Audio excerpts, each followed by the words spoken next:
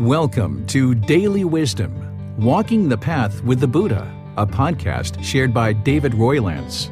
This podcast is dedicated to guiding you to completely eliminate the discontent mind and the suffering it causes by attaining enlightenment. Learn and practice the teachings of Gotama Buddha that will guide you to fully attain a peaceful, calm, serene, and content mind with joy. To support this podcast, visit patreon.com/support Buddha or visit buddhadailywisdom.com, where you will discover a full range of courses, retreats, and online learning resources to assist you on the path to enlightenment. Now, here's our teacher to share more.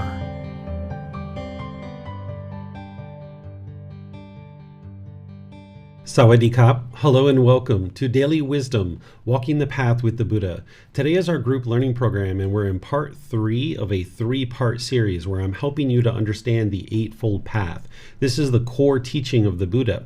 The first class, I did the wisdom section. Last class, I did the moral conduct section. In this class, we're going to be studying the mental discipline section. This is where you're going to learn about right effort, right mindfulness, and right concentration. And this is where it really all comes together for you, and you see how everything fits together. Because it's this Eightfold Path that is going to guide you to the elimination of these discontent feelings, where the mind can be peaceful, calm, serene, and content with joy permanently, where you no longer experience any of those discontent feelings. So welcome to all of you, whether you're joining for the first time or you've been joining regularly.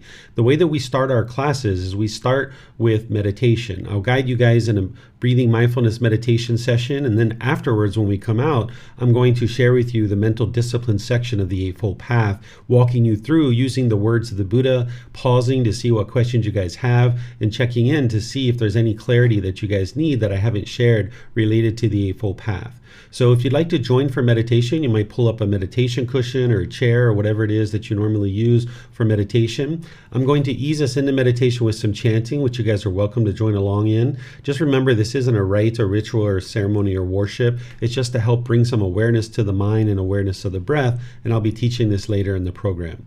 And then once we get into meditation, I will share some guidance, and then there'll be a period of time where it'll just be quiet, and then we'll come out with some chanting as well.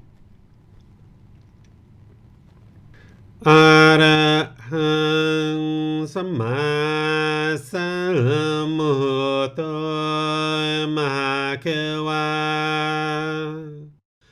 Bhutang Mahakavanhang Apivateyami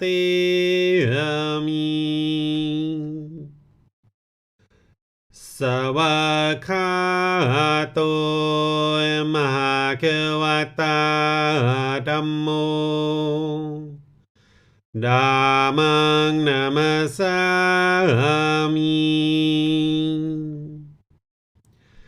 Supatipano Mahakavato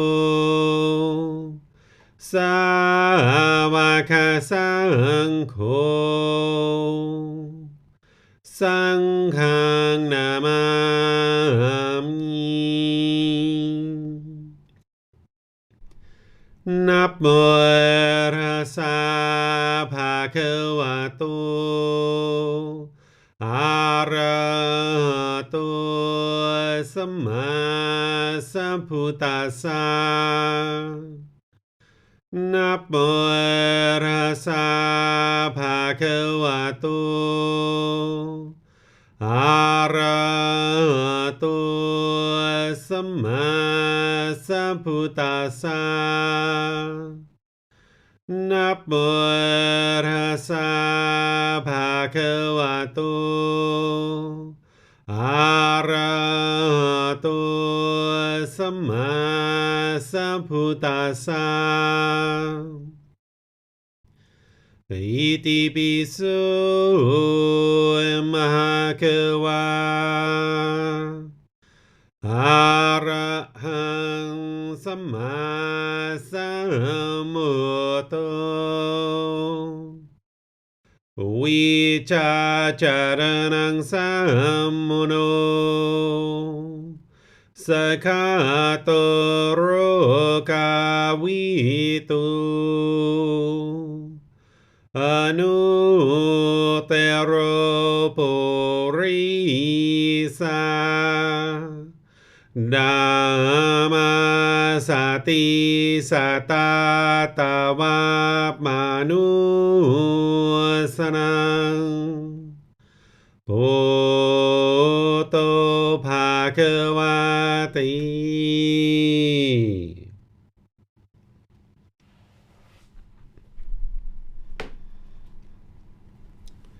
Okay, with the lower body and hands and arms comfortable, and the upper body erect, just close the eyes and start breathing in through the nose and out through the nose. Here you're just looking to establish the breath, a nice, natural, steady, consistent breath. Not forced or controlled, just a gradual inhale through the nose, experiencing the full breath. And then, when you're ready, exhale out through the nose. Breathing in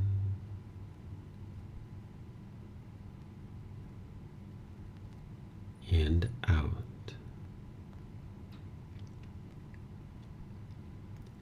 Breathing in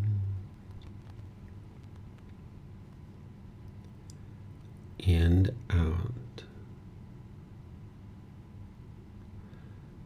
Your breath may not match up with the guidance that I'm providing, and that's okay. This is your practice. I'm just here for guidance. You can use this voice as a reminder that whenever you get to the next inhale, breathe in gradually through the nose, developing a nice, natural, steady, consistent breath. And then, whenever you're ready, exhale out through the nose. Breathing in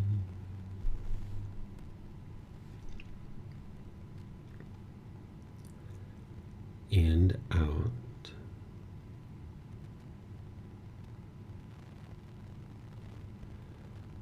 Breathing in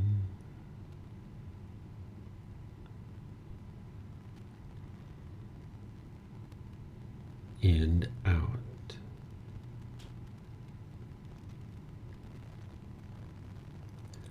Once the breath is well established, start fixating the mind on the breath, either the sound of the breath coming into the nose or the sensation of air moving over the skin into the nose. The breath is the present moment. Fixate the mind on the breath, the present moment. Breathing in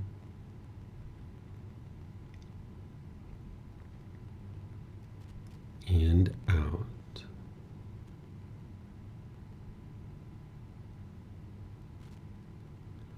Breathing in and out.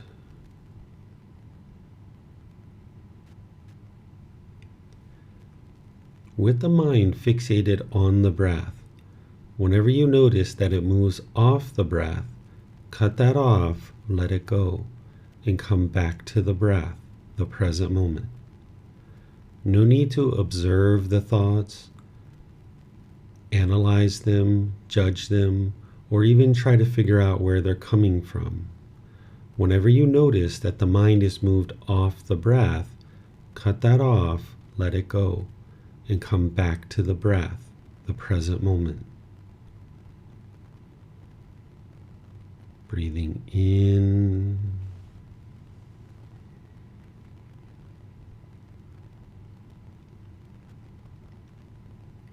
and out.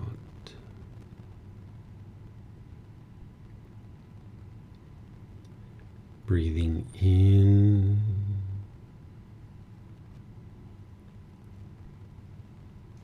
and out.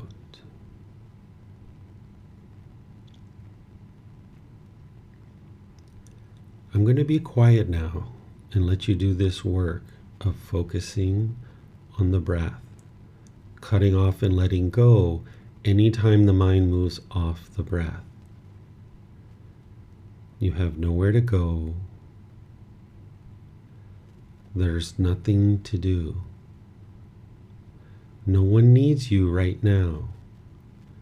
This is your time to focus on the breath. Breathing in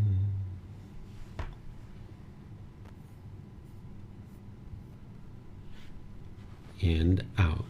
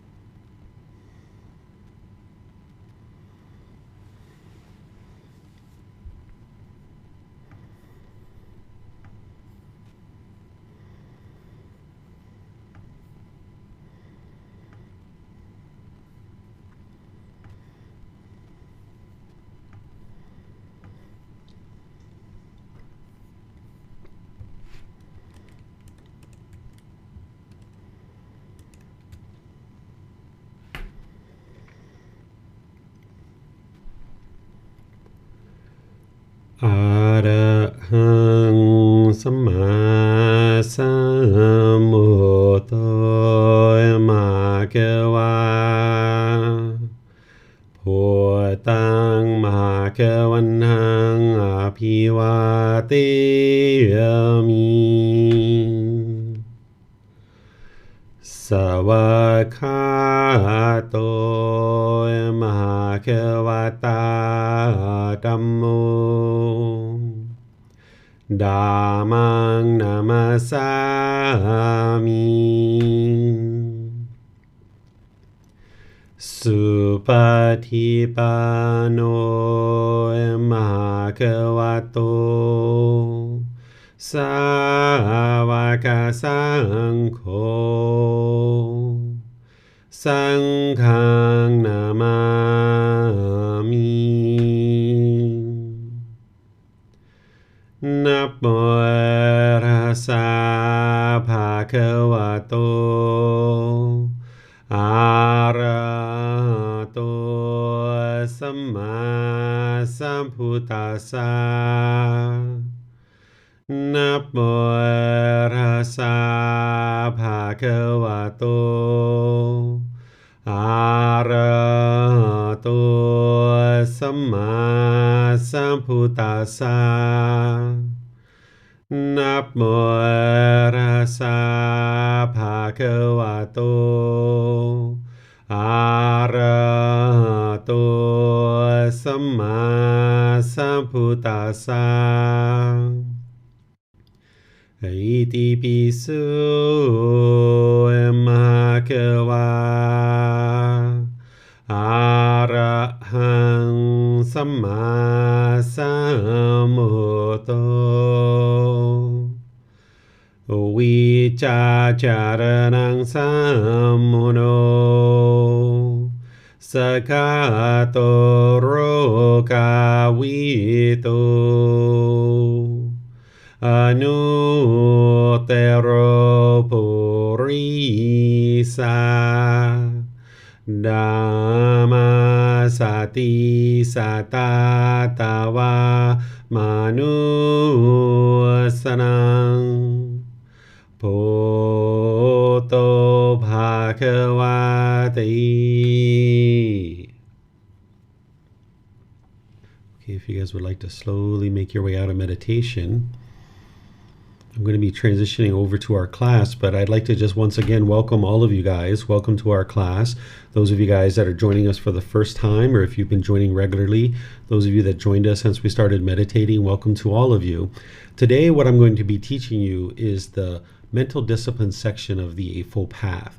The mental discipline section is right effort, right mindfulness, and right concentration. The Eightfold Path is the core central teaching of the Buddha. If you're interested in getting to enlightenment, where the mind's permanently peaceful, calm, serene, and content with joy, you would need to know the Eightfold Path inside and out, backwards and forwards, up, down, left, right. You'd need to know it like the back of your hand, and you're going to need to revisit it multiple times. So here at the beginning of our group learning program, I'm going through it in a 3-part series, but then we're going to also, in chapter 5, I'm going to be teaching you the Eightfold Path all in one class. So here you're getting to be able to absorb it in 3 individual classes so that we can focus on each individual section. But later, we're going to be learning it as well, because you're going to need to revisit this even more than just the 2 times in this group learning program. You're going to need to visit even more than that. Remember, you have the book to be reading that you can be diving into this. You have the recordings that these classes are recorded. You have the podcast, the audiobooks, all these different things. And you even have personal guidance to be able to reach out and get help. So in the very first class, I taught right view and right intention. This was the wisdom section. This is what makes up the foundation of the path to enlightenment. In right view, you learned about the 3 universal truths of impermanence, discontentedness, and the universal truth of non-self. And you learned about what craving, desire, attachment is, that longing and yearning, the chasing after the objects of your affection. You also learned the 4 Noble Truths, where the Buddha explains the problem in the unenlightened mind, the cause of that problem, the elimination of it, and the path forward. The problem in the unenlightened mind is discontentedness, conditioned feelings, where the mind is forming inner feelings based on some condition. And now, if that condition is met, you'll get pleasant feelings. But if you don't get what you want, you'll get those painful feelings. And then there's the neither painful nor pleasant feelings as well. So when the mind has craving, desire, attachment, that's what's causing this problem. The longing, the yearning. So the discontentedness is the problem, the conditional feelings that the mind can only be happy in certain situations. And when it doesn't get what it wants, it can't be happy. It's going to experience the sadness, anger, frustration, or some other discontent feeling. So the cause of that is the craving, desire, attachment. That's the second noble truth. That it's the longing, the yearning, the mind wanting things to be a certain way, expecting things to be a certain way. And now when your expectations are met, you get happy or excited. But then when they aren't met, you get those painful feelings of sadness, anger, frustration. And because you can't get your expectations met permanently because of the universal truth of impermanence, then even if you form pleasant feelings, those are going to end up changing when the condition changes. And because you can't get your expectations and your wants and your longing and yearning permanently, you're going to end up in the painful feelings at some point. So as long as the mind is forming its inner feelings based in craving, desire, attachment, then you're going to be experiencing the mind going up and down and up and down. So this is the problem, discontentedness, and the cause of that problem is craving, desire, attachment. The third noble truth is explaining that the way to eliminate discontentedness is to eliminate craving, desire, attachment. And you're going to be able to understand how to do that because in the fourth noble truth, the Buddha is explaining the complete path to eliminating discontentedness is the Eightfold Path. So right view is establishing the right view that your own mind is causing your own discontentedness. It's the craving, desire, attachment. It's not about who's to blame or who's at fault, none of that, but just seeing true reality of what's truly occurring. Why are these feelings occurring?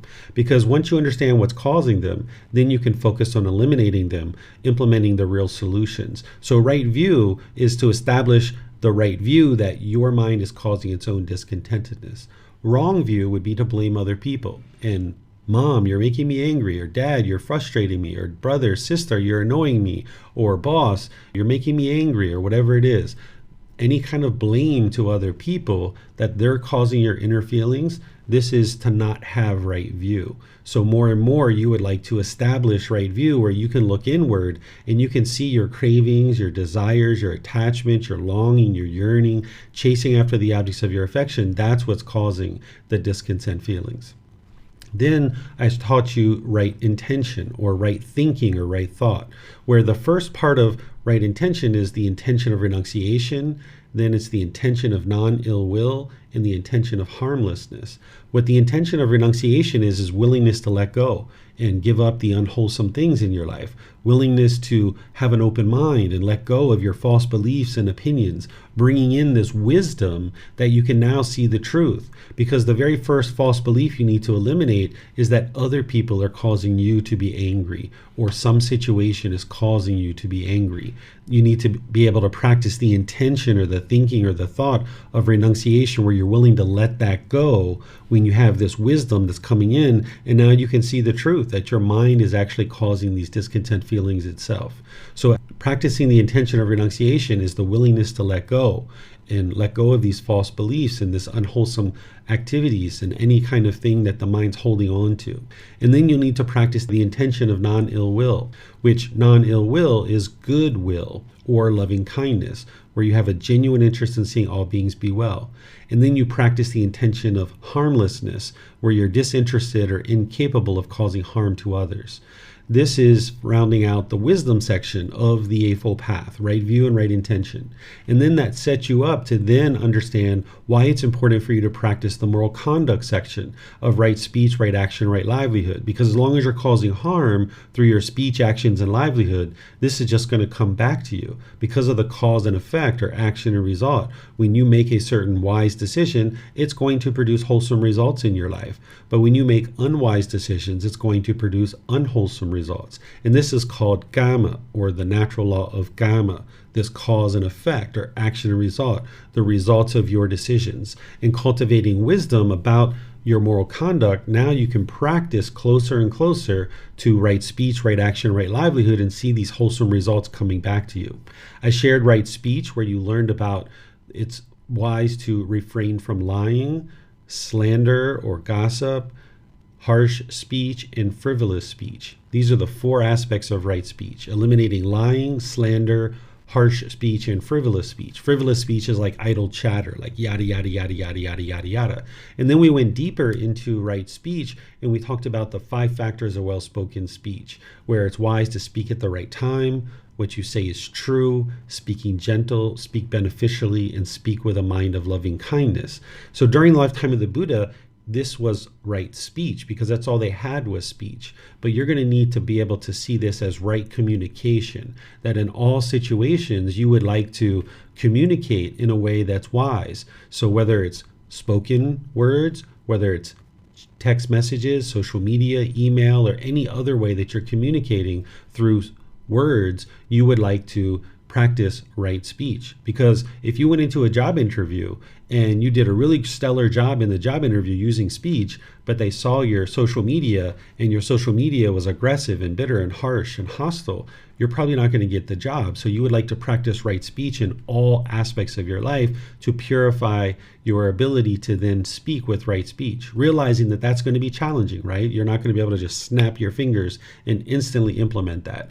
But what I'm going to teach you today with the mental discipline will help you to put right speech into place. And then with right action, the Buddha teaches to not cause harm through your bodily actions. Any and all bodily actions that are causing harm, this harm is going to come back to you. So you would like to practice in such a way that you're not causing harm through your bodily actions. And the Buddha gives you 3 very impactful ones, which is killing, stealing, and sexual misconduct. He talks about that in the Eightfold Path. But you'll get more details on that when we talk about the 5 precepts in chapter 7. The 5 precepts in chapter 7 are going to plug into this and fully illuminate for you what it means to live compassionately for the welfare of all living beings, to await what is given and not steal and not take things. And it's going to help you to understand sexual misconduct. But you can also understand that the Buddha didn't give a comprehensive list about right action, because it would be impossible for him to name all the different actions that would potentially cause harm. So you know that it's unwise to punch someone in the face or drag your suitcase down the aisle of a plane and run over people's feet and bump into their knees. This would be wrong action where you're causing harm through your bodily actions. And you would like to purify that where you're not causing harm through your bodily actions. Then I taught you right livelihood, which is how you choose to sustain your life in the world. That you're not interested in sustaining your life based on causing harm to others. Because if you sustain your life and you purchase food, water, clothing, shelter, and medical care through causing harm, then you're going to find that this harm is coming back to you, and you're going to have a really difficult time supporting yourself and sustaining your life in the world. So the Buddha gives 5 livelihoods that would be unwise to practice.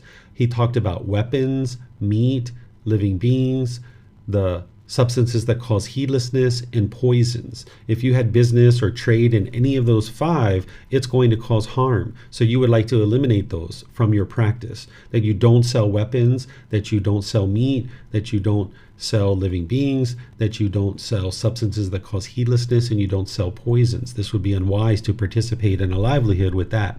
But then he goes deeper and he explains the way to conduct your livelihood, that it's wise to eliminate scheming, flattery, hinting, belittling, and pursuing gain with gain, where you're just chasing after money.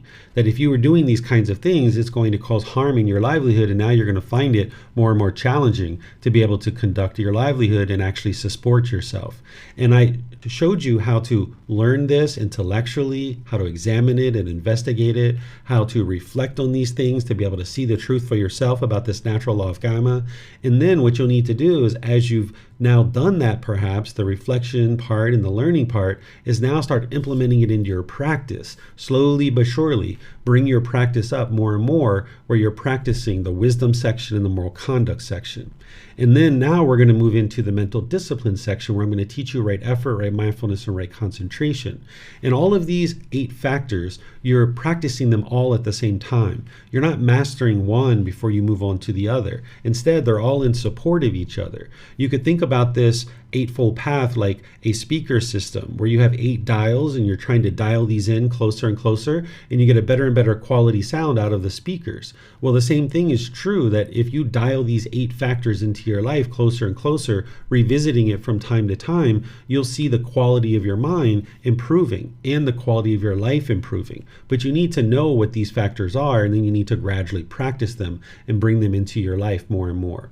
So now I'm going to share with you right effort using the words of the Buddha, just like I've done before. And then I'm going to break it down for you and show you how to reflect on it, how to practice it so that you can bring it into your life and experience the real results. All these factors, as I said, are interlinked and working together. So you're going to need to know one in order to practice the other, for example. So here are the words of the Buddha. In what, monks, is right effort? Here, monks, a monk rouses his will, makes an effort, stirs up energy, exerts his mind, and strives to prevent the arising of unarisen, evil, unwholesome mental states. He rouses his will, makes an effort, stirs up energy, exerts his mind, and strives to overcome evil, unwholesome mental states that have arisen. He rouses his will, makes an effort, stirs up energy, exerts his mind, and strives to produce unarisen, wholesome mental states. He rouses his will, makes an effort, stirs up energy, exerts his mind, and strives to maintain wholesome mental states that have arisen, not to let them fade away, to bring them to greater growth, to the full perfection of development. This is called right effort. So here the Buddha is talking about 4 things that you need to apply effort to do. And here's how this breaks down. The first one, he's talking about preventing unwholesome mental states that have not arisen from arising in the mind. You're going to need to apply the effort to prevent any unwholesome mental states from coming into the mind.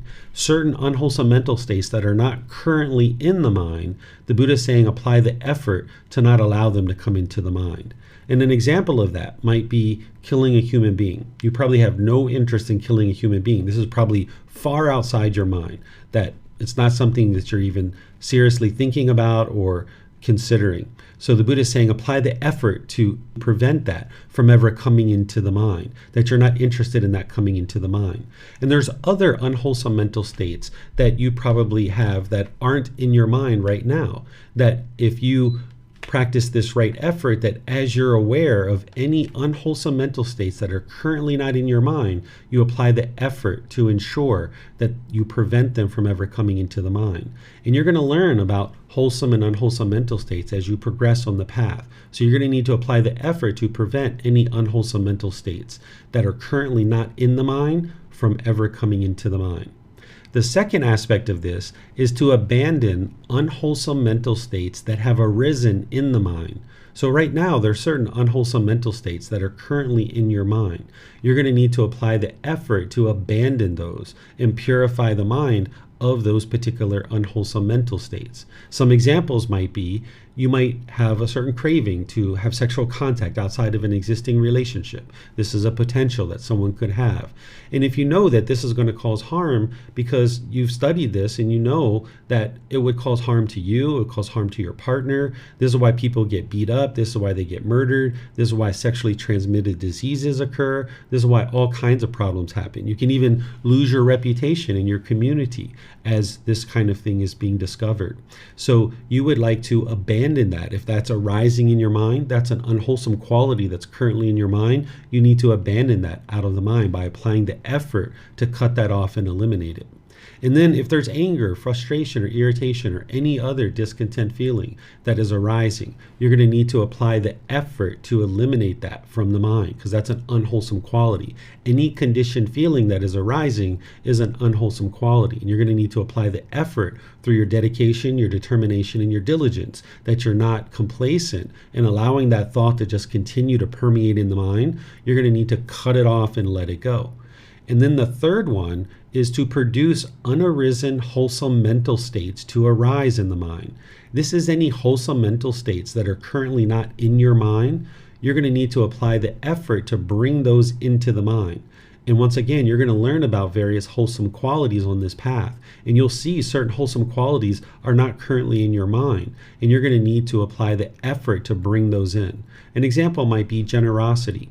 As you learn about generosity, which is the giving and sharing of more than is strictly required in any given situation without any expectation of anything in return, giving your time, effort, energy, or resources, this is going to help you eliminate craving, desire, attachment. So if you know that you're kind of a selfish person, or you find it very hard or very challenging to ever share, you're going to need to apply effort to bring this generosity into your mind. When you're at work, when you're at your family life, when you're experiencing other things, you're going to need to learn how to give and share, practicing generosity that trains your mind to let go.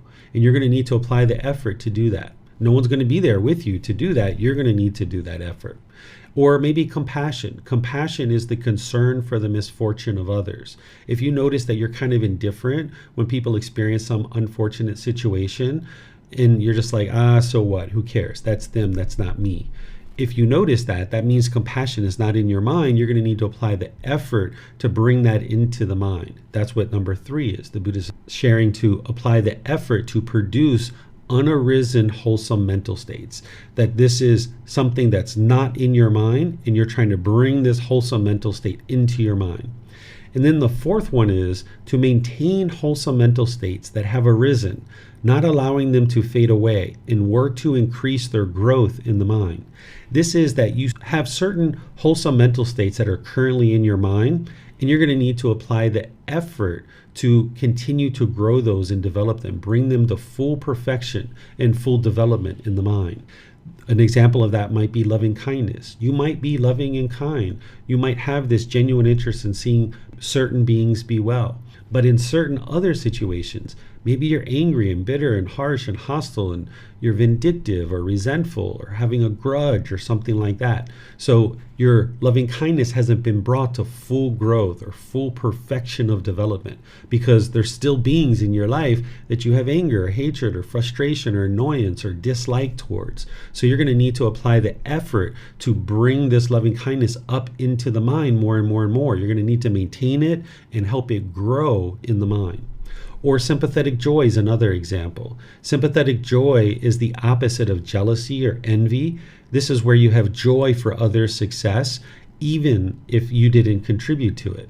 So maybe you have this wholesome quality. Maybe when you see something fortunate happen for someone, you're like, oh, I'm really pleased for you. That's really wonderful. It's wonderful you got a new car. Or, oh, that's great you're going on vacation. Or, oh, that's outstanding that you got a raise. You might feel joy for others' success, even though you didn't contribute to it. But in other situations, maybe you're a little bit jealous or a little bit envious. So it hasn't been brought to full growth and full perfection. So that's where you're going to need to apply the effort to do that. And these here are just examples that I'm using to illustrate what right effort is.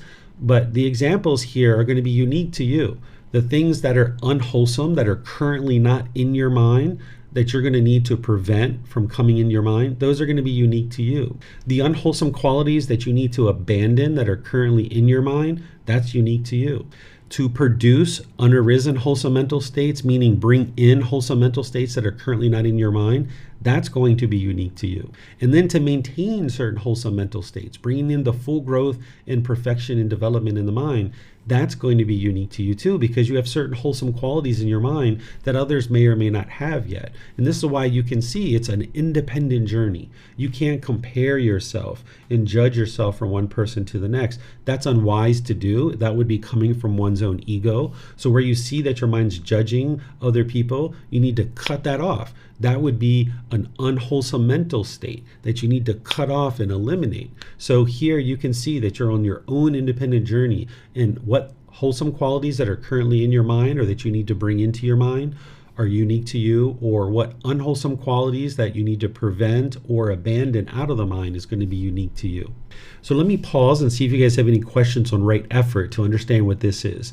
You can put this into Facebook, YouTube, or Zoom, or in Zoom you can raise your hand electronically and ask any and all questions that you like.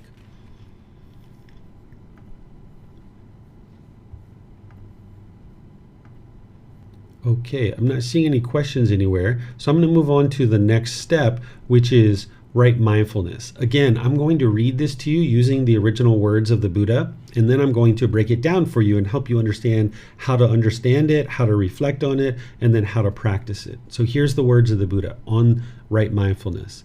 In what, monks, is right mindfulness? Here, monks, a monk resides reflecting on body as body, dedicated, clearly aware and mindful, having put aside craving and worry for the world. He resides reflecting on feelings as feelings, dedicated, clearly aware and mindful, having put aside craving and worry for the world. He resides reflecting on mind as mind, dedicated, clearly aware and mindful, having put aside craving and worry for the world. He resides reflecting on mental objects as mental objects, dedicated, clearly aware and mindful, having put aside craving and worry for the world. This is called right mindfulness. So here, this is the Buddha describing mindfulness, and specifically, he's describing the 4 foundations of mindfulness. There's other places in his teachings where he adds more content around right mindfulness, but here in the Eightfold Path, he's sharing that you need to develop the 4 foundations of mindfulness. So let me help you understand what mindfulness is first. In general, when somebody first starts learning about the path to enlightenment, I encourage you to maybe think about right mindfulness as awareness of mind. This is a great way to just kind of start out with your development on the path to enlightenment, is to understand right mindfulness is just awareness of mind. You're trying to gain this awareness of what's going on in your mind. Because in the unenlightened state, we don't really pay attention to what's going on in the mind. We just kind of plow through life. We're kind of plowing through the forest, knocking down the trees, burning up the forest. We look behind us and we're like, whoa, who knocked down all the trees? Where's all that smoke coming from? Well, it was us who made all those unwise decisions that knocked down all the trees. So what you're looking to do as you first get started on the path to enlightenment is to develop this awareness of mind where you're starting to understand what's going on in your mind, that you're no longer interested in pursuing these selfish desires, but you start being aware of what kind of thoughts and ideas that you're having. What are the wholesome qualities? What are the unwholesome qualities? You start developing this awareness of mind. And that might be where you stay for a period of time, is just developing awareness of mind. And your breathing mindfulness meditation, which is part of the next step, right, concentration, is going to help you to be able to do this. But then more detail, as you're developing on the path more and more, you're going to need to develop what's called the 4 foundations of mindfulness.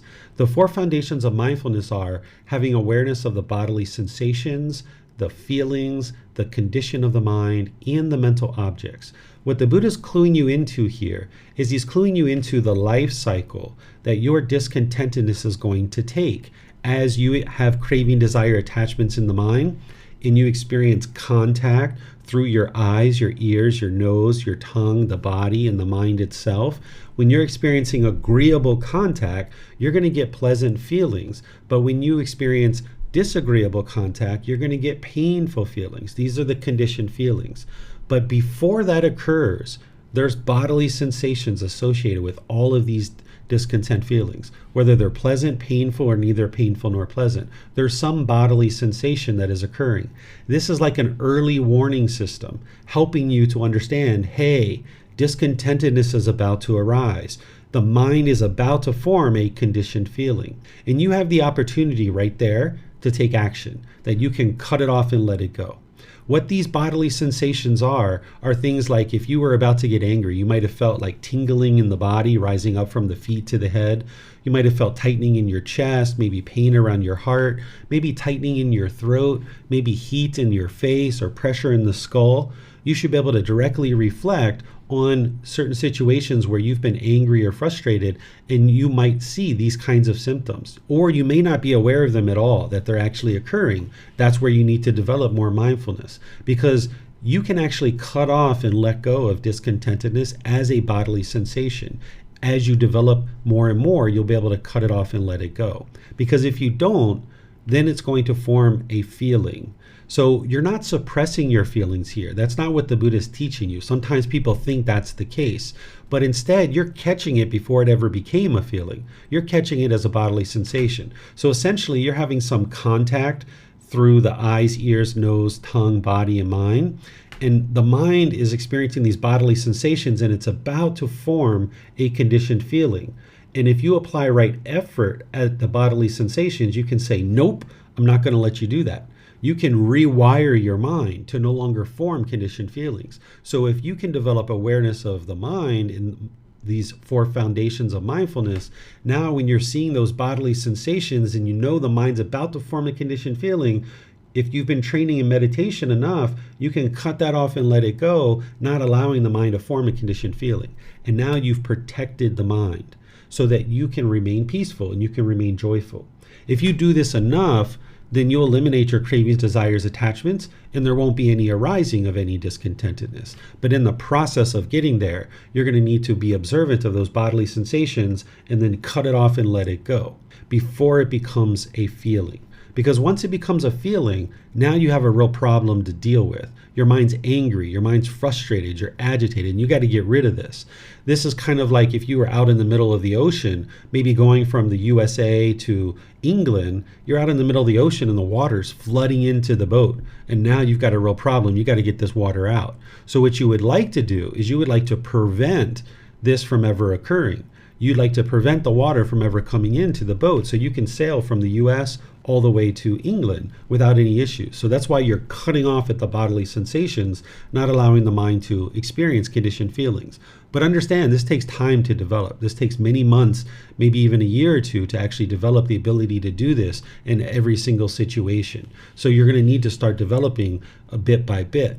Well, if you miss it as a bodily sensation and it does become a feeling, because that's going to occur, your mind is going to get angry. Your mind is going to get frustrated between now and enlightenment. You're going to experience some conditioned feelings. So if it does become a feeling and you missed it as a bodily sensation, cut it off as a feeling.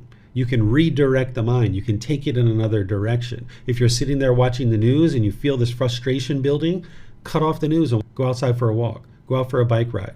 Go to the bathroom and wash your hands. Go do something else. Redirect the mind to cut off those feelings so that the mind doesn't have to form that conditioned feeling. Well, if you miss it as a feeling and you don't cut it off there, now it's going to affect the condition of your mind. This is where you've been angry or frustrated or agitated for multiple hours or multiple days or maybe even a week or two. Right? You remember that when you were agitated for like a week or two? That's because you didn't understand this. You didn't have the wisdom of this. So you didn't catch it as a bodily sensation. You didn't cut it off and let it go as a feeling. So it started affecting the condition of the mind. We've all experienced this, right? Where you were irritable or grumpy or agitated for multiple hours or days or maybe even a week or two. So you can cut it off there if you have this general awareness of the condition of your mind and you're noticing that you're generally grumpy and irritable for a few hours. Hold on a second. Let's cut that off. Let's redirect the mind. Let's get rid of this, right? So you can do that as you observe and notice the condition of the mind. This is the awareness of right mindfulness. Because if you don't cut it off and let it go at one of these stages, it's going to be feeding what's called a mental object. A mental object is a deeply rooted container in the mind that is holding on in the mind. This is the pollution of the mind. When we talk about pollution of the mind or the taints or the fetters or the defilements, this is those mental objects are deeply rooted in the mind. And now you need to be aware of what those are. Next class, next Sunday, I'm going to be teaching you the 10 fetters, the 10 individual pollutions that are in the mind so that you can understand what these are. And these are the mental objects. So you're going to need to have awareness of these, of what the symptoms are because of these. And this takes time to build up. This isn't something you're going to be able to walk away from today's class and be able to do instantly. So I'm just giving you this overview, but going in deep into it so you can see how much depth the path to enlightenment really is. So an example of a mental object would be something like ill will. That's a mental object, deeply rooted container in the mind. Or conceit, which is like arrogance or pride or boastfulness or judging other people, putting yourself above or below people. This is a mental object. So using this example of the 4 foundations of mindfulness in the mental object of ill will, when we were all born, we didn't have ill will in our mind. We don't go to the nursery hating other babies or having anger. We don't go to the nursery doing that kind of stuff. We don't go to the nursery judging other babies and trying to determine if we're better than them or not, right? We don't have conceit. We don't have those mental objects when we're born. They get formed over time through our experiences in life. So when we were maybe 2 years old, 3 years old, 4 years old, we said, "Mommy, mommy, daddy, daddy, I want chocolate, I want ice cream." And in some cases they gave it to us. And we got so excited and so happy because it's ice cream time, it's chocolate time, yay! We got all these conditioned pleasant feelings. And then that craving grew and grew and grew. And at some point, mom and dad said, "No, you can't have chocolate, you can't have ice cream." And now we got frustrated, we got angry, we got upset, and we blamed mom and dad. We thought they were the worst mom and dad we've ever had ever in our life, right? They are the problem. But in reality, it's our craving, desire, attachment. And now, because we didn't get what we wanted, there was these bodily sensations that were occurring. There was this conditioned feeling of the anger, the sadness, the frustration. It started affecting the condition of the mind. And now it started forming this mental object of ill will. So what the Buddha is teaching you is this early warning system of the bodily sensations, that you can put a blockade there, that you can cut off and let go, and cut off and let go, and cut off and let go, so that now you can work on uprooting these mental objects. That there's certain tools and techniques that you're going to learn on the path to understand what these mental objects are, and then you're going to apply those and uproot them out of the mind. So this is right mindfulness, where you're understanding the 4 foundations of mindfulness and getting more and more in touch with awareness of mind, but then more specifically, awareness of the bodily sensations, the feelings, the condition of the mind, and these mental objects. And this is how you purify the mind, is by having mindfulness. Without mindfulness, you wouldn't be able to purify your mind, because mindfulness is going to help you to be aware of what's going on in the mind. You wouldn't be able to apply right effort without right mindfulness. Right mindfulness is required in order to apply right effort, because you need to be able to see with right mindfulness what are the wholesome qualities and what are the unwholesome qualities, and then either apply right effort to abandon those or cultivate them in the mind.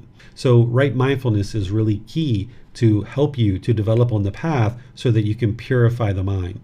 Now, some people nowadays, when they talk about right mindfulness, or they use the word mindfulness, they will describe mindfulness or use it in replace of the word careful.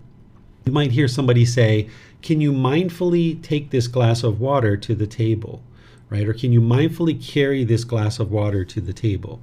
What they're really saying is, can you carefully carry this glass of water to the table? So you're going to need to be able to see through that. And while other people may not understand what right mindfulness is, or what the word mindfulness is in the way that the Buddha used it, you're going to need to know more and more how this word mindfulness is used. It means awareness of mind, that you have awareness of the mind, of what's wholesome and what's unwholesome.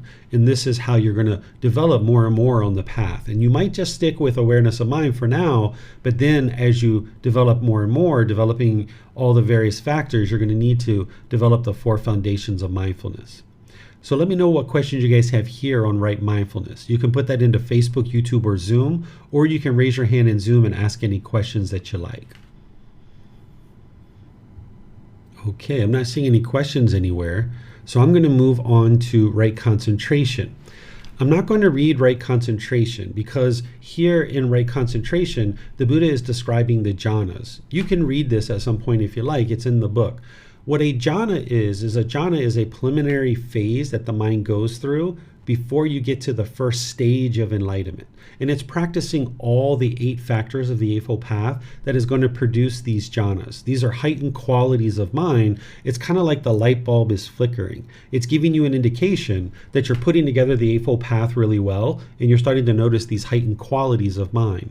So right concentration in the Eightfold Path is describing the results of having put together the Eightfold Path. It's describing some of the benefits that you're going to experience as a result of developing the Eightfold Path. But in terms of practicing right concentration, the Buddha talks about this in other teachings. So this word jhana is the only other word that I still need to use in Pali, the word gamma and the word jhana, because they don't translate to just one English word. The word jhana is like meditative absorption, that the mind has absorbed a certain amount of meditation. or mental absorption, that it's absorbed a certain amount of mental understanding of the teachings. So that's what you're doing on the path to enlightenment, is you're developing your entire practice, and the mind has absorbed a certain amount of benefit from the teachings, which is mental absorption, and it's benefited a certain amount through practicing the teachings like meditation and right speech and all those others. So you would need to be practicing all those factors to now move the mind into the jhanas. And you're going to start noticing these improved qualities of mind. This significant discontentedness is going to be decreased. There's going to be this decrease in discontentedness, and the mind's going to be more focused and more concentrated. But the way that you practice right concentration in order to experience these 4 jhanas is being shared here. That there's 2 aspects to this. That there's developing a meditation practice, and there's practicing singleness of mind in daily life. Your meditation practice consists of breathing mindfulness meditation and loving kindness meditation. So this is why I've been helping you to develop your breathing mindfulness meditation practice. And then starting in about a week and a half, I'm going to start a 4-part series to help you develop loving kindness meditation. These are the 2 solutions to 3 of the major problems that the Buddha discovered. So you know about craving, desire, attachment right now, but you're going to deepen your understanding of what's really going on in the unenlightened mind when you understand the 10 fetters and you understand what's called the 3 poisons, or the 3 unwholesome roots. So I've put this program together in such a way that it's laid out that you're going to be able to gradually progress in your development. But here I'm showing you where breathing mindfulness meditation and loving kindness meditation plug in, because those are things that you're going to learn. And you'll see that breathing mindfulness meditation eliminates one of the major problems, which is craving, desire, attachment. And loving kindness meditation eliminates the anger, the hatred, the ill will, and all those lesser versions like frustration, agitation, and annoyance. It even helps you to eliminate negative self-talk in the mind. If you have like a degrading, diminishing inner dialogue, you can eliminate that through loving kindness meditation, which I'm going to teach you in about a week and a half. So this is part of your practice of right concentration. There's 2 other specialized meditations that are shared on an as-needed basis. There's one to eliminate sexual cravings, and there's one to help you realize non-self. Not everybody's going to need these 2, but they're there. They're in chapter 11 of volume 1, and I teach these when we get to that point in other classes, courses, and retreats. I teach those. But here, right concentration is consisting of breathing mindfulness meditation and loving kindness meditation, with these other meditations being used on an as-needed basis. Not everyone's going to need those. And you would like to gradually build up your meditation practice to 2 or 3 sessions per day for 30 minutes or more. And right now, that can sound like a lot, depending on where you are in your life. But this is something you build up gradually. Over 6 months, a year, 2 years, you gradually build up to 2 or 3 sessions for 30 minutes or more. What you'll notice is frequency is more important than duration. So if it's a matter of 1 session for 30 minutes or 2 for 15, go for the 2 for 15, and then gradually expand that 15 minutes longer and longer and longer. If you're coming to class on Sundays, we're typically meditating for anywhere from 20 minutes on up. That's kind of what I do. I kind of get right in the middle of that, 15, 20 minutes of meditation, depending on how you keep time of the meditation. And this will help you to gradually expand your meditation. So you would like to kind of start clearing some things out of your life. Maybe you're doing some unbeneficial things.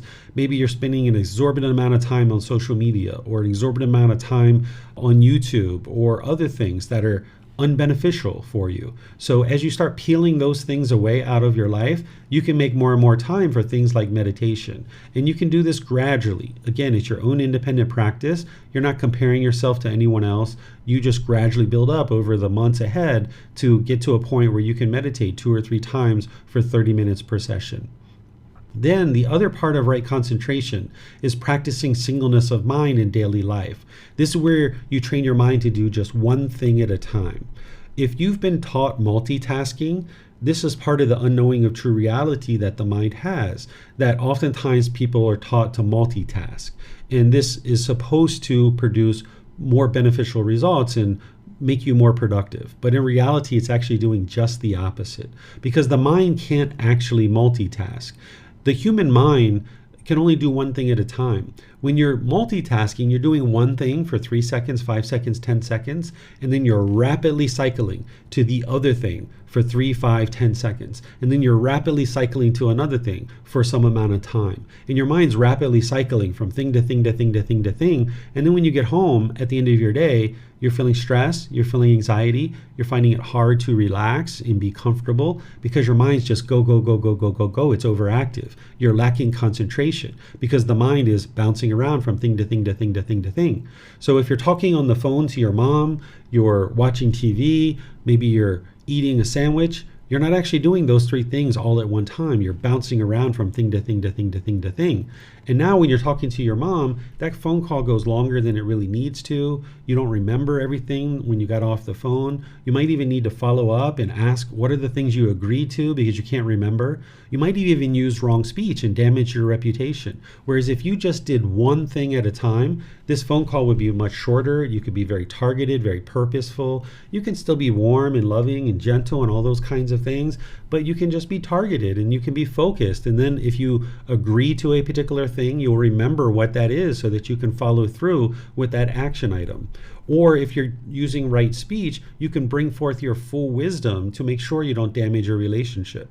Because in a situation where the conversation goes longer, where you have to go back and clean it up, or you have to go back and find out what it is you agreed to, it's actually taking you more time.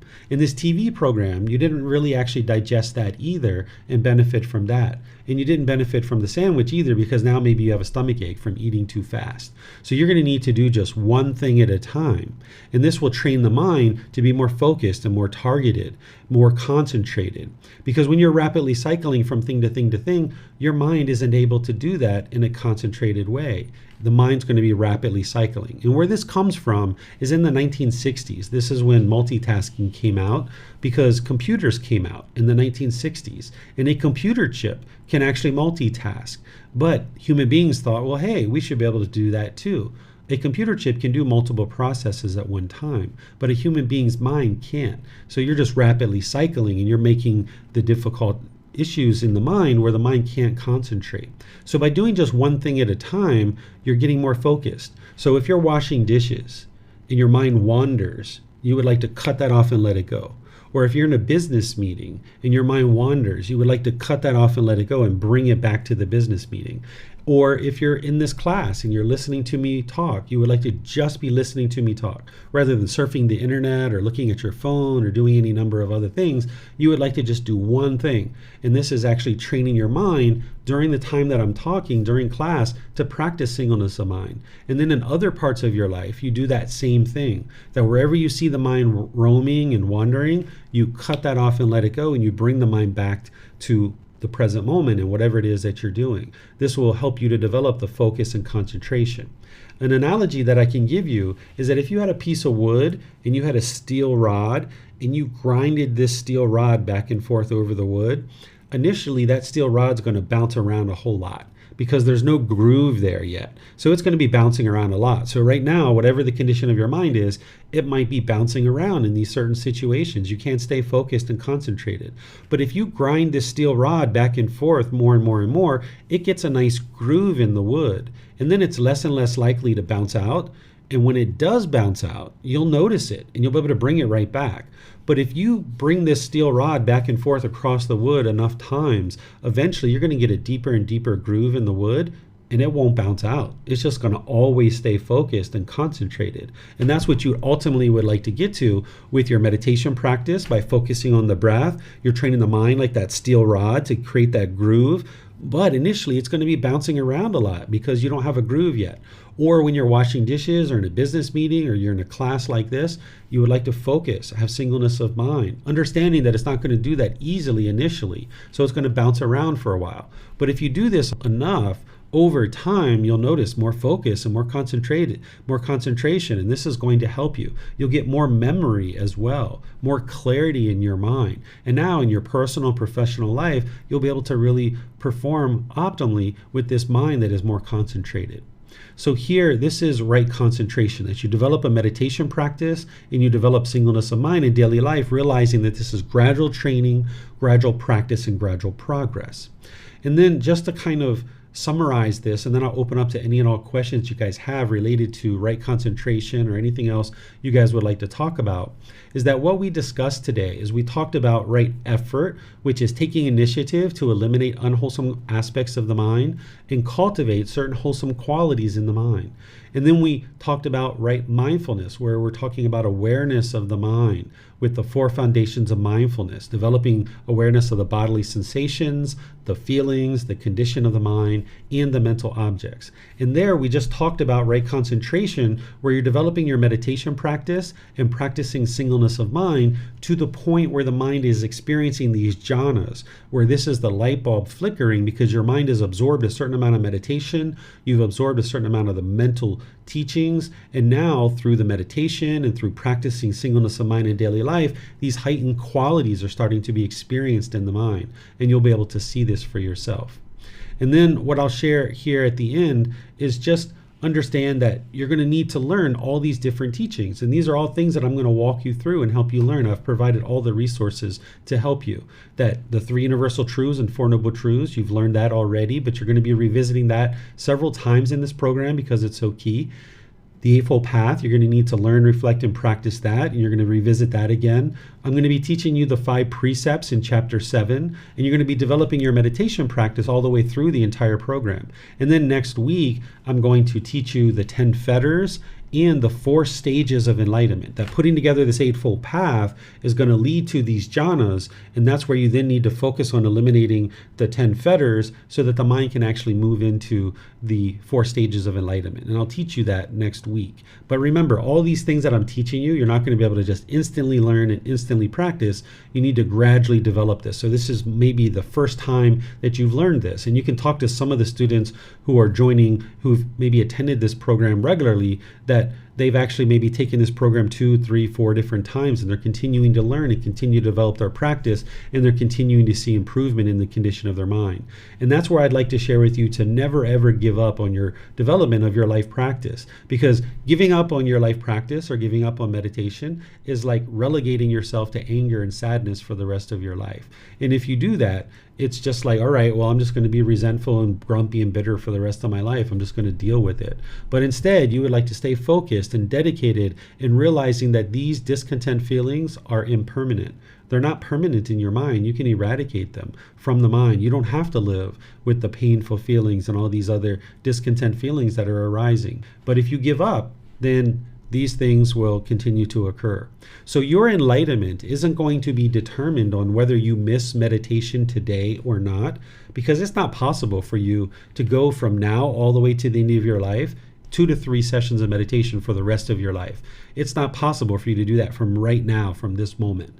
You're going to experience situations where some days you get 1 meditation, some days you get 2, maybe some days you get 3, maybe one day here or there you might even get none, right? But if you're gradually building up your practice over the course of months and years, your enlightenment is going to be determined on, can you consistently meditate and consistently come to class and consistently read the book? Can you consistently get help from your teacher over a consistent long-term period? Over the next 2 years, 3 years, 4 years, 10 years, can you consistently build up your practice?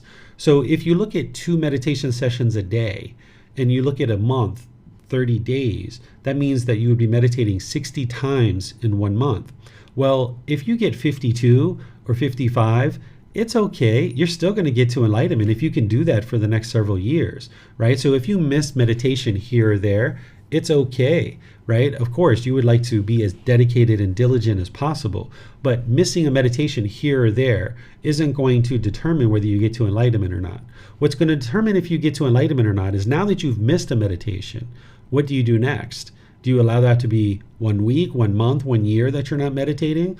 Or do you realize, I missed meditation today. I better get back into that. Okay, let me get right back on that, right? That's what's going to determine whether you get to enlightenment. Can you eradicate the complacency, becoming determined, dedicated, and diligent, developing this life practice, dialing it in slowly but surely? So that's what you would ultimately like to work towards, and never, ever, ever giving up.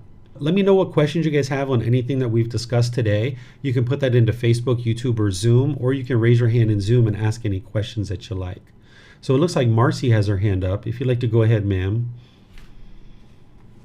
Thank you, Teacher David. So as you were talking about practicing singleness of the mind, so the mind has this routine where I take notes during classes. Would it be more beneficial to the mind for me to set aside trying to take notes and just listen and practice that as the singleness? Am I like cycling the mind back and forth between writing the notes and listening?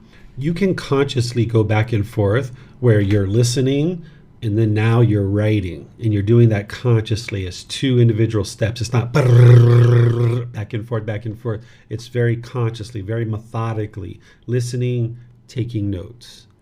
Listening, taking notes. You can do those two things. So it's not about whether you're involved in multiple things or not. Like here, like you wisely pointing out that listening and taking notes are two different things, but you would like to do that consciously. Same thing like if I'm washing dishes and I have something in the microwave and I'm also heating up a pot on the stove.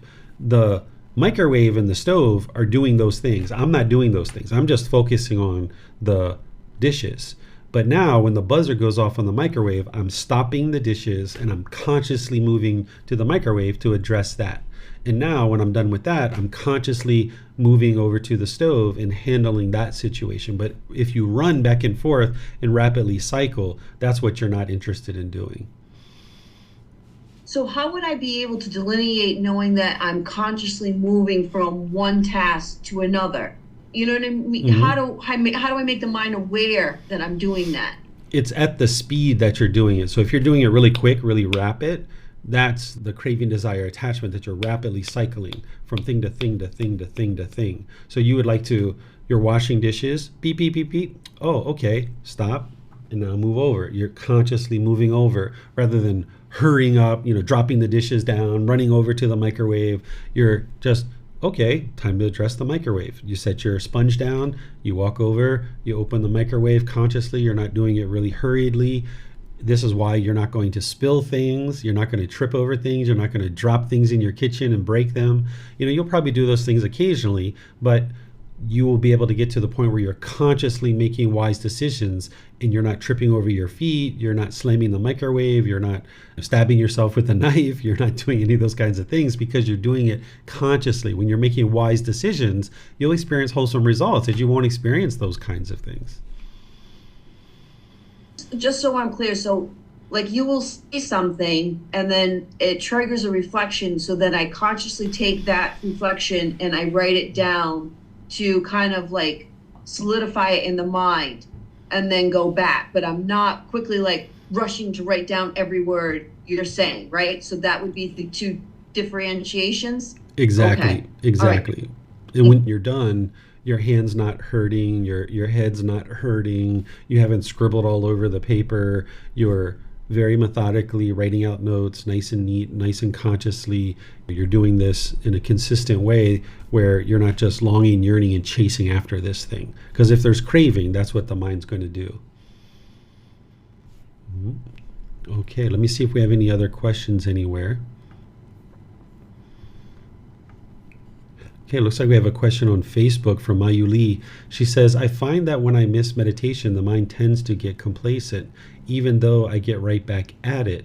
During the next meditation, the mind seemed to be less calm, and the mind tend to jump to thought super fast. Yeah, this is your Gama. This is the results of your decisions. That when you make unwise decisions, it's going to produce unwholesome results. But when you make wise decisions, it produces wholesome results. So when you wisely choose to string together meditation day after day after day, that's where those wholesome results are coming back to you. But when you don't do meditation, those pollutions of mind rise up in the mind, and now you're less concentrated, you're less calm. So that's why you need to stay dedicated and diligent to that and understand that if you don't, that's where making the unwise decision, these unwholesome results will come back to you. Okay. Let's see, we have a question coming in here on Zoom. I might have missed this one earlier. I apologize. This is from Fiona. Hello, teacher. Is anxiety a mental object? I need to eliminate anxiety, which holds me back in life. Which parts of the Eightfold Path should I concentrate on to eliminate anxiety? Anxiety is not a mental object. Anxiety is a conditioned feeling that is arising due to a mental object. The mental object is central desire, which you guys are going to learn about. When we talk about craving, desire, attachment, it's coming from this mental object of central desire. So anxiety is the discontentedness. That's the problem. The cause of this is craving, desire, attachment. The elimination of anxiety is to eliminate craving, desire, attachment. The way to do that is the Eightfold Path. So the way that you're going to eliminate this anxiety is you need to learn each individual step. It's not just one step or two steps or three steps that's going to eliminate the anxiety. It's practicing all the steps. So this is the entire path to enlightenment. And not only is this path going to eliminate your anxiety, but every other discontent feeling that you have too. So this entire path is coming together to eliminate the cause of the anxiety, which is the craving, desire, attachment. So you're going to need each individual factor to gradually build this up. When students first start out on the path, the Buddha and I, what we do is we teach right view. That's the very first thing. That's why the very first class, no, it wasn't the very first class, but the second class of the group learning program, the first class was the introduction. The first class where I taught the teachings, it was right view. It was the Four Noble Truths. You needed to know that right up front. And then you move into your moral conduct and start cleaning up your moral conduct. Right speech, right action, right livelihood. You need to get a handle on that. You need to shut down your unwise decisions, because this is just going to produce unwholesome results coming back to you. And then you start at the same time developing your meditation practice and all these factors as part of mental discipline that you're gradually dialing that in closer and closer and closer. So all of these factors are working together. You wouldn't be able to eliminate anxiety with just one or two or three or even seven of these factors. You need all 8 in order to eliminate anxiety. So that's why you like to really take your time through these classes and reading the book and maybe even watching the replay of these classes to be able to really soak this in more and more and more. And it's just going to take time for you to do that. Okay, looks like Julia has a question here. Thank you, Teacher David. How do we get rid of regret and stop living in the past? Same thing. It's the Eightfold Path. It's the learning and practicing of the Eightfold Path. This is the complete solution. This is the thing that's going to solve all of those discontent feelings, because the underlying problem that's causing anxiety and regret and stress and sadness and anger and all those different things, the guilt, the shame, the fear, all of it is coming from the same exact cause, which is craving, desire, attachment. And it's the Eightfold Path that's going to eliminate that. So that's why right here up front in this group learning program, I share the Eightfold Path, because you're going to need to learn that inside and out, backwards and forward. So if you gradually build up what I'm teaching you, which is make sure you understand right view and you understand right intention, and you dial that in closer and closer. Develop a right speech, right action, and right livelihood. Start working on those. And at the same time, start working on right effort, right mindfulness, and right concentration with your breathing mindfulness meditation, and gradually building this up. So you're not going to be able to, it's not like a pill that you take a pill and something immediately gets fixed.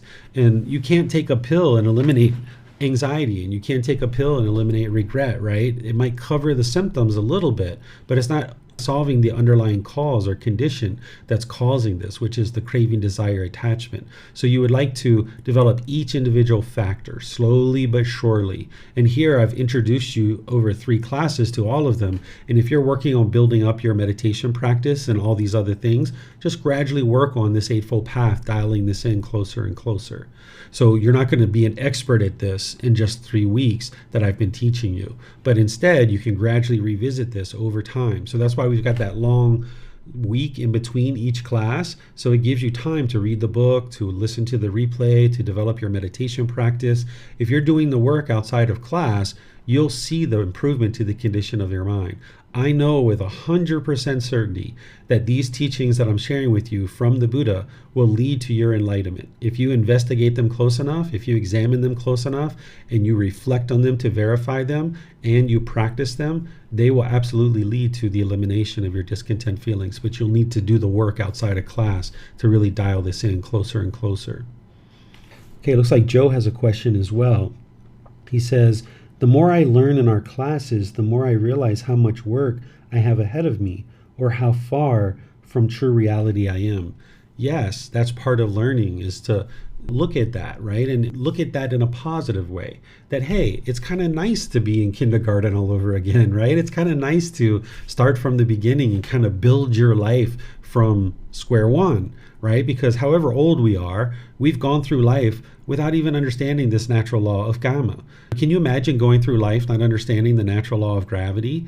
Well, we've gone through life not understanding this cause and effect. We've gone through life not training our mind. So no wonder that we have anxiety. No wonder we have regret. No wonder we have stress or anxiety or any of those other feelings that you have, because you've gone all these years without understanding this wisdom. And that was your karma from being reborn into a country and into a family that doesn't understand these teachings. So here in Thailand, these people are growing up learning these things. So like my son is going to have a very different life than I had growing up because he's learning these teachings, and now he hardly ever gets upset or irritated or annoyed, like very rarely, an entire year, right? And that's because of his karma, that he was born into a family that understands these teachings, that is living here in Thailand, and he's having that opportunity. If we would have learned these things growing up, it would have saved us all the heartache and misery and despair and displeasure that we experience. But you know what? We didn't learn it growing up. Okay, well now we're 20 years old, 30 years old, 40, 50, 60, 70, 80, whatever it is, however old we are. Okay, now we can learn this, and now we can experience improved condition of mind. And one of the beauties about learning even after childhood and teenage years is you've had enough experiences where you might have built-in motivation, where you have been angry, you have been irritated, you have had broken relationships, you have experienced certain misery and certain guilt and regret in life. And now you're training your mind to be able to now get to the point where you don't experience those things anymore. So when these discontent feelings of anxiety or regret or anything's coming up, cut that off and let it go as soon as you can, all the while working on your moral conduct and your mental discipline by developing your meditation practice. So whenever you see any discontent feelings, where before we would let that feeling come into the mind, we would experience it and start blaming it on other people, now what you're learning how to do is, hey, your mind's causing this itself, cut it off and let it go. And you might not catch it right away because you're just getting started. But where you do see it, where you do catch it, redirect the mind and take it in another direction. And slowly but surely, you can develop this practice. And yeah, there's a lot to learn, but as you go forward, it gets more and more rewarding because you start seeing more and more benefits and improvement to the condition of the mind. And I'm here to help you each week. Sunday, Wednesday, Saturday, all the courses, retreats, all the resources that I'm sharing.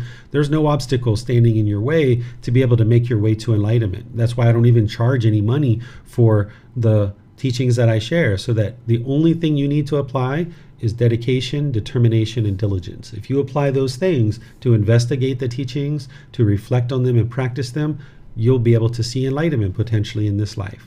So let me see what other questions you guys might have. Okay, just you guys saying goodbye.